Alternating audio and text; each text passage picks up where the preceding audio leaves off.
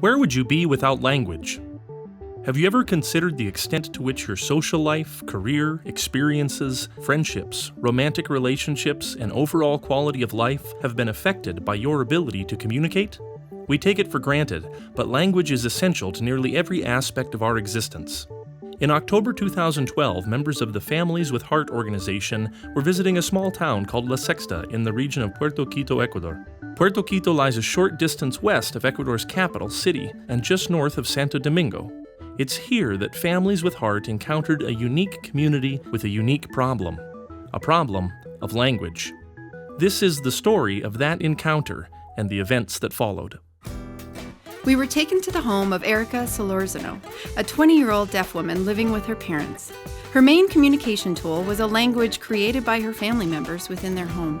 We soon came to learn that there were many other deaf people with similar stories in this region and with no common language between them due to a complete lack of sign language education in the area.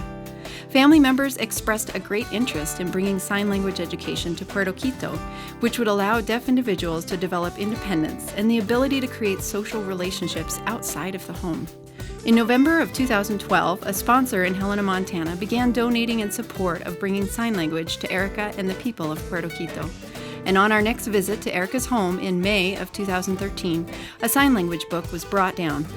5 months later, Erica was eagerly sharing the new language that she and her family had been learning and applying from the book.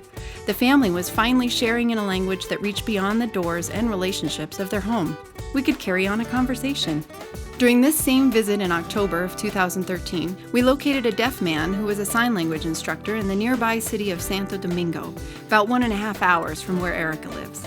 We also knew a young man in the area named Marco who had a big heart for helping people and a background in sign language. Through the support of sponsors, Families with Heart was able to start funding Marco's education and certification in sign language.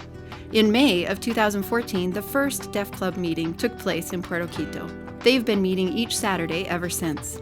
The community there has been growing in knowledge and common language. In January of 2015, I got to visit this club myself.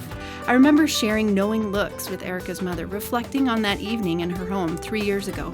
Not long ago, we had been talking about our dreams for the deaf in that region to develop a common language, and here it was happening. Erica had friendships and was sharing life with people outside of her family. For the first time in their lives, the deaf in Puerto Quito are being given the opportunity to create new relationships and shared experiences. The families are supporting each other, and the deaf there can now share their voice. The forward goal of Families with Heart is to facilitate the necessary meetings to bring a more formal education for the deaf to the region of Puerto Quito.